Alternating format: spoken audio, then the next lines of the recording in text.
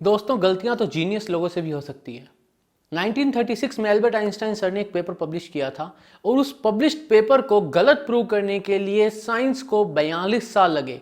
1979 में Albert Einstein sir की ही theory को यूज करके, उन्हीं की थ्योरी से एक्सप्लेनेशन निकाल के, उसी एक्सप्लेनेशन को यूज करके, ऑब्जर्वेशन को एक्सप्लेन करके ये प्रूव किया गया कि एल्बर्ट आइंस्टाइन सर ने जो कहा है वो गलत है। लेकिन ऐसा क्यों हुआ और वो क्या चीज थी, आज उसके बारे में इस वीडियो में जानेंगे। दोस्तों मैं हूं तुम्हारा mentor friend Manish Purohit. I am a former ISRO scientist और आज मैं बात करने वाला हूं आइंस्टाइन क्रॉस की। क्या है ये आइंस्टाइन क्रॉस?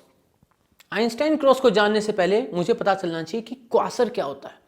दोस्तों, क्वासर एक एक्टिव गैलेक्टिक न्यूक्लियस है, यानी एक गैलेक्सी के बीच में कहीं पे एक ऐसा सेटअप, एक ऐसा एरिया है जहां पे बिलियन टाइम्स मैसिव देन सन एक ब्लैक होल है और उसके चारों तरफ एक बहुत ही बड़ी एक्रीशन डिस्क है। और वो जो ब्लैक होल है वो अभी बस उसने खाना खाया है और जो बचा हुआ खाना है वो उसके चारों तरफ, प्लेट के चारों तरफ गिरा हुआ है। टेम्परेचर कुछ मिलियन या बिलियन डिग्रीज टेम्परेचर है, यानी वहां से भारी भरकम रेडिएशन निकल रहा है। तो ये हो गया एक तरीके से क्वासर। अब इस क्वासर का आइंस्टाइन क्रॉस से क्या लेना देना है? तो दोस्तों, ये जो मैं क्रॉस की बात कर रहा हूं, ये कोई क्रॉस नहीं है जो प्लस का सिंबल होता है, या कोई क्रॉस नहीं है जो मल्टीप्लिकेशन का सिंबल होता है। रेदर ये एक ऑब्जर्वेशन है। समझने के लिए थोड़ा पीछे चलना पड़ेगा। एल्बर्ट आइंस्टाइन सर की जो जनरल थ्योरी ऑफ रिलेटिविटी थी उसने लोगों को मोह लिया था। 1919 में एक सोलर एक्लिप्स होता है जिसको आर्थर एडिंगटन सर उसके पीछे पड़ जाते हैं, उसको ऑब्जर्व करते हैं और एल्बर्ट आइंस्टाइन की रिलेटिविटी की थ्योरी से ग्रेविटी की डेफिनेशन निकाल के प्रूव करते हैं कि हाँ देखो, कुछ ऑब्जर्वेशन में डिफरेंसेस आ रहे हैं। पूरी दुनिया बोलती है वाओ, लेकिन उसका प्रैक्टिकल एप्लीकेशन क्या है? फिजिक्स में मैं उसको कैसे देख सकता हूं? अभी तक आम जनता, आम आदमी, रेदर सर एल्बर्ट आइंस्टाइन भी अप्रिशिएट नहीं कर पा रहे हैं। टाइम बीतता है। एक रशियन रिसर्चर, फिजिसिस्ट 1924 में कुछ कैलकुलेशंस करके प्रोजेक्ट करता है कि अगर कोई मैसिव मास आगे आ जाए और उसके पीछे कोई ल्यूमिनस ऑब्जेक्ट है जो रोशनी छोड़ रहा है, तो ऐसा हो सकता है कि मुझे कुछ रिंग के जैसा दिखाई दे, हो सकता है मुझे आर्क्स दिखाई दे, या हो सकता है मुझे अलग अलग छोटे छोटे पॉइंट्स दिखाई दें। लेकिन कोई भी ने भी ध्यान नहीं दिया, किसी ने सुना भी नहीं। Rather even Albert Einstein sir को भी 12 साल लगे उस इंसान की बोली हुई बात पर कुछ रिसर्च करके, कुछ कैलकुलेशन करके पेपर पब्लिश करने में। और 1936 में सर एल्बर्ट आइंस्टाइन एक पेपर पब्लिश करके बोलते हैं कि भैया आप जो बोल रहे हैं या जो बाकी पूरी फैटर्निटी बोल रही है उसमें बहुत ही ज्यादा प्रोबेबिलिस्टिक लोचा है। क्या लोचा है? कि भाई आप इस पूरे बड़े ब्रह्मांड में कहां से ऐसा अरेंजमेंट लाओगे जहां पे एग्जैक्टली किसी लुमिनस ऑब्जेक्ट के सामने एक मैसिव मास आ जाए, अरेंज हो जाए और आप उस लाइन पे खड़े हो जो इन दोनों को जोड़ रही है। तो उनने बोला, एल्बर्ट आइंस्टाइन सर ने बोला, होगा theoretically, but in this universe it is probabilistically the chances are very less that we might observe it, कि हम उसे ऑब्जर्व कर पाए। लेकिन दोस्तों, अगले ही साल 1937 में फिर से कुछ रिसर्चर्स मैथमेटिकली सोल्व करके बोलते हैं हो सकता है सर, हो सकता है। समझ में नहीं आता, एल्बर्ट आइंस्टाइन सर की थ्योरी ने जब भी कोई खूंखार जबरदस्त चीज प्रिडिक्ट करी, चाहे वो एक्सपेंशन ऑफ यूनिवर्स हो या वो ब्लैक होल की सिंगुलैरिटी हो, पता नहीं क्यों सर एल्बर्ट आइंस्टाइन ने वहां पे कहीं ना कहीं कुछ ना कुछ एक छोटी सी अड़चन खुद ही की थ्योरी में लगा दी। अगर मैं बात करूं क्वांटम फिजिक्स की साइड, क्वांटम फिजिक्स को सबसे बड़ा बूस्ट मिला था जब सर एल्बर्ट आइंस्टाइन ने फोटोइलेक्ट्रिक इफेक्ट में फोटोन पिक्चर ऑफ लाइट की बात करी थी। लेकिन जब हेजनबर्ग अनसर्टेनिटी प्रिंसिपल आया, जब ड्यूअलिटी की बात हुई, वहां पे फिर से कहीं ना कहीं एल्बर्ट आइंस्टाइन सर अपने थॉट एक्सपेरिमेंट्स के थ्रू हर बार सवाल जवाब इंटरोगेशन करते रहते थे। लेकिन जो कुछ भी है, अपने को एल्बर्ट आइंस्टाइन सर ने बहुत कुछ दिया है। उनकी थ्योरीज कहीं ना कभी तो ऐसे लगता है कि उनकी थ्योरीज उनसे ज्यादा बाकियों ने जो पढ़ी उनने ज्यादा उसको समझा, ज्यादा सोल्व किया और ज्यादा चीजें निकाली। चाहे मैं बात करूं श्वास चाइल्ड रेडियस की, क्योंकि थ्योरी आने के जस्ट 1 साल के अंदर मैथमेटिकली सोल्व करके श्वास चाइल्ड ने बोल दिया कि यस, सर एल्बर्ट आइंस्टाइन साहब, आपकी ही थ्योरी को यूज करके श्वास चाइल्ड रेडियस बता रहा हूं। ये सारी बातें दोस्तों हो रही हैं, टाइम है 1937 का, बट अभी भी सब कागजी है, अभी भी सब थ्योरी पे है। प्रूव कौन करेगा? और बस ये सारी चीज इन द लल ऑफ द इवनिंग कहीं ना कहीं खो गई।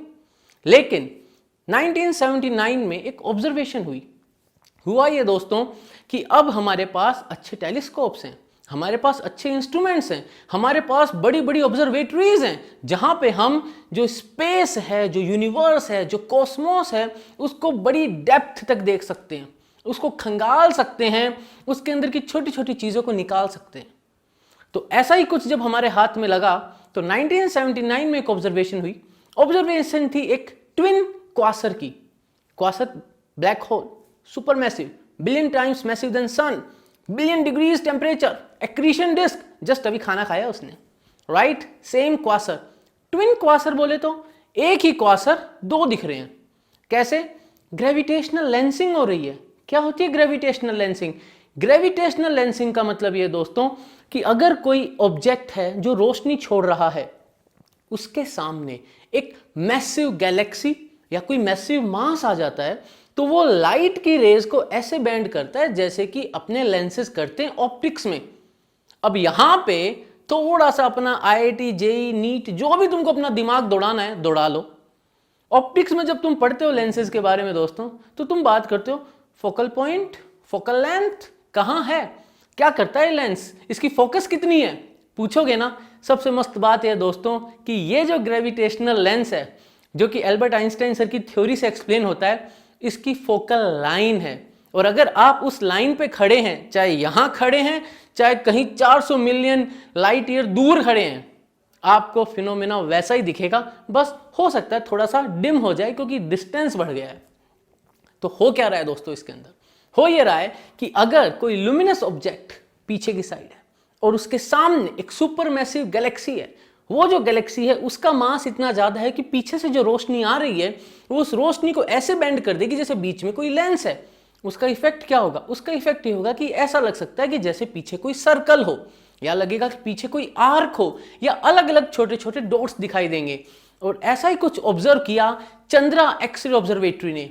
चंद्रा एक्स-रे ऑब्जर्वेटरी दोस्तों वो ऑब्जर्वेटरी है जो नासा की टॉप 4 में से एक है। सबसे खास बात, चंद्रा जो नाम है इसका वो सर चंद्रशेखर के नाम पे है, जिनने चंद्रशेखर लिमिट दी थी, और वो भी भिड़ गए थे आर्थर एडिंगटन के साथ जब उनने बोला था कि जरूरी नहीं है कि हर एक स्टार की डेथ व्हाइट ड्वार्फ ही हो, ब्लैक होल भी हो सकता है।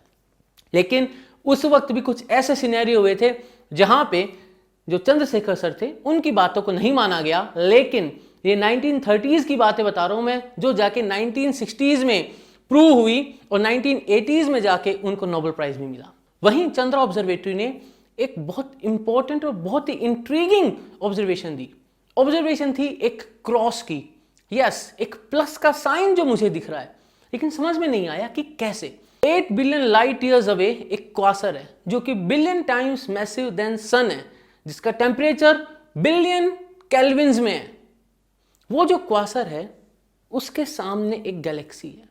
उस गैलेक्सी का डिस्टेंस अर्थ से 400 मिलियन, अर्थ से 400 मिलियन, जो क्वासर है अर्थ से 8 billion. There is a big gap. Because of this gap जो रोशनी क्वासर छोड़ रहा है, क्योंकि क्वासर से रोशनी कैसे आ रही है? एक्सरेज में आ रही है, बिकॉज हाई एनर्जी है, मिलियन टाइम्स मैसिव देन सन एक ब्लैक होल है जिसकी एक्रीशन डिस्क है। वो जो एनर्जी छोड़ रहा है, वो एनर्जी रेडिएशन की फॉर्म में जब आ रही है, जब उसको चंद्रा ऑब्जर्वेटरी देख रही है, तो because of this intervening Galaxy जो रोशनी आ रही है वो 4 टुकड़ों में टूट रही है, और जो ऑब्जर्वेशन आ रही है वो ऐसे लग रही है जैसे कि कोई प्लस का साइन बन रहा हो। इसको कहते हैं दोस्तों आइंस्टाइन क्रॉस। आइंस्टाइन क्रॉस काफी चीजें प्रूव करता है। ऑब्वियसली ग्रेविटी के बारे में प्रूव करता है, observation about the Quasar prove करता है phenomena of gravity and gravitational lensing के बारे में, प्रूव करता है थ्योरी ऑफ रिलेटिविटी के बारे में, और ये भी प्रूव करता है कि हाँ, कहीं ना कहीं एल्बर्ट आइंस्टाइन सर जो थे उनसे भी गलती हो सकती थी। अब बात आती है कि क्या ये क्वासर का जो क्रॉस है मैं मेरी आंखों से देख सकता हूं? नहीं दोस्तों, ये जो क्रॉस है ये क्रॉस किसी भी पर्टिकुलर डिमेस्ट स्टार जो होता है नाइट स्काई में उससे 25,000 गुना डिम है।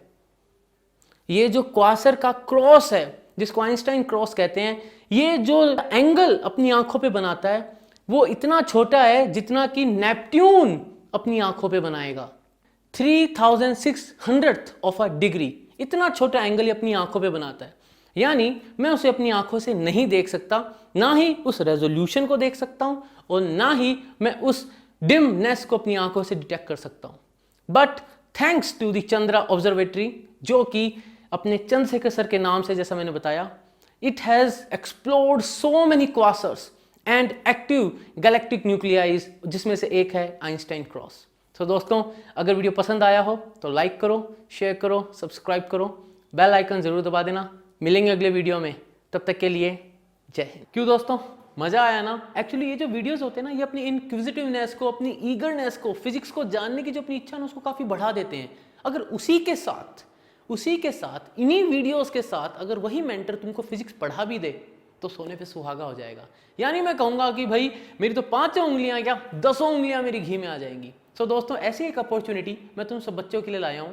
मैं अनअकैडमी एटम्स यूट्यूब चैनल पे फ्री में सबको लाइव फिजिक्स पढ़ाता हूं। रोज लाइव आता हूं यूट्यूब चैनल अनअकैडमी एटम्स पे। मैं पढ़ा रहा हूं जेई के लिए फिजिक्स, चाहे वो जेई मेन हो चाहे एडवांस हो। रेदर मैं बोलूंगा दोस्तों, 11th-12th के बच्चे जो फिजिक्स पढ़ना चाहते हैं, चाहे वो कोई भी एग्जाम के लिए प्रिपेयर कर रहे हैं, I am there for you. I am teaching it completely and totally free for you guys. तुम सबके लिए मैं लाइव और फ्री पढ़ा रहा हूँ। अपार्ट फ्रॉम दैट दोस्तों, मैं अनअकैडमी ऐप पे भी स्पेशल क्लासेस ले रहा हूँ जो कि फ्री होती हैं और वो भी लाइव क्लासेस होती हैं। और वहाँ पे भी मैं सभी बच्चों को गाइड कर रहा हूँ और मेंटर कर रहा हूँ फिजिक्स के लिए। Let's understand physics. फिजिक्स से अपन प्यार करना सीखें। फिजिक्स को अगर अपन समझें तो अपने कॉन्सेप्ट्स रॉक सॉलिड हो जाते हैं। और अगर एक बार कॉन्सेप्ट्स रॉक सॉलिड हो गए दोस्तों, तो नंबर भी आएंगे, अच्छा परफॉर्मेंस भी होगा और मन से डर भी निकल जाएगा। अगर तुमको मेरे को सर्च करना है अनअकैडमी ऐप पे, तो तुमको सर्च करना पड़ेगा मनीष इसरो, MANISHISRO, मनीष इसरो। ये मेरा आईडी है दोस्तों, जिससे कि तुम मेरे को सर्च कर सकते हो, मेरे को फॉलो कर सकते हो, मेरे को रिव्यूज दे सकते हो और अपना प्यार दिखा सकते हो। अगर तुम किसी भी सब्सक्रिप्शन को लेना चाहते हो अनअकैडमी ऐप पे, या तुम फ्री क्लासेस को अनलॉक करना चाहते हो, तो फ्री क्लासेस को अनलॉक करने के लिए you can use the code nimbus, बिल्कुल अपना दिल वाला निम्बस, प्यार वाला निम्बस, NIMBUS। निम्बस का कोड यूज करोगे दोस्तों, तो जितना भी फ्री मटेरियल है सब अनलॉक हो जाएगा तुम्हारे लिए। और अगर तुम कोई सब्सक्रिप्शन लेते हो, कोई लॉन्ग टर्म कोर्स की प्लानिंग करते हो अनअकैडमी ऐप पे, तो वहां पे भी NIMBUS तुमको 10% एक्स्ट्रा डिस्काउंट दिलाएगा, दिल से, प्यार से। तो दोस्तों, फिर से बता दूं, मैं हूं तुम्हारा मेंटर फ्रेंड मनीष पुरोहित। अनअकैडमी एटम्स यूट्यूब चैनल पे रोज आता हूं, लाइव फिजिक्स पढ़ाता हूं, फील के साथ रॉक सॉलिड कॉन्सेप्ट्स बनाने के लिए। चाहे तुम कोई भी हो, NEET aspirant, JEE aspirant, KVPY, NSCP, कोई भी एग्जाम की प्रिपरेशन कर रहे हो, फिजिक्स तुमको मैं पढ़ा दूंगा। Apart from that, Unacademy app पे भी आता हूं इन स्पेशल लाइव क्लासेस। सी या देयर दोस्तों, लव यू ऑल, जय हिंद।